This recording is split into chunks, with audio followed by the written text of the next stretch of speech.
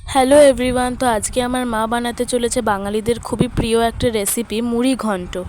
তো প্রথমে এখানে মাছের মুড়ো ভালো করে ধুয়ে সেটাকে নুন হলুদ দিয়ে মাখিয়ে রাখা হয়েছে। এবার এখানে মুড়ি ঘন্টর মেন ইনগ্রিডিয়েন্ট গোবিন্দভোগ চাল ধুয়ে ভিজিয়ে রাখতে হবে।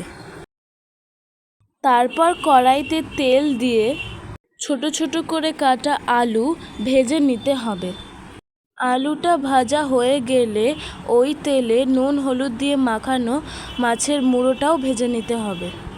এবার যাতে মাছের মুড়োটা একটু নরম হয়ে যায় তাই এটাকে একটু ঢেকে রাখতে হবে।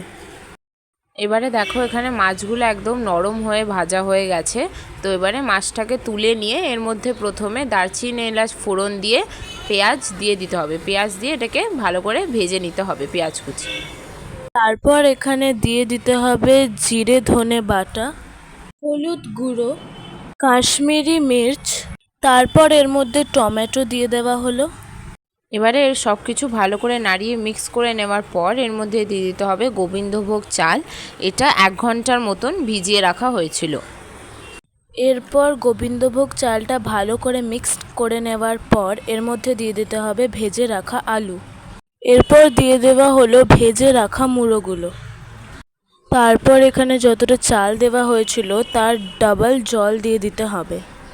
এরপর এটাকে ভালো করে নাড়াচাড়া করে কিছুক্ষণ লো ফ্লেমে ঢেকে দিতে হবে। তো এবার মা আমাদের সবার ফেভারিট শেফ একটুখানি এই মুহূর্তে রেস্ট নিয়ে নিল। তো আবার রান্নায় ফিরে আসা যাক। এখানে দেখো পুরো জলটা শুকিয়ে গেছে।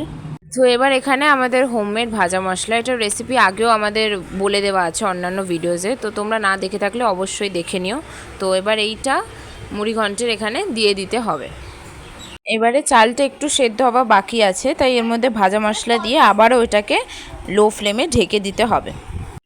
এবার কিছুক্ষণ ঢেকে রাখার পর চালটা একদম সেদ্ধ হয়ে গেছে। তো এবার এর মধ্যে দিয়ে দিতে হবে চিনি।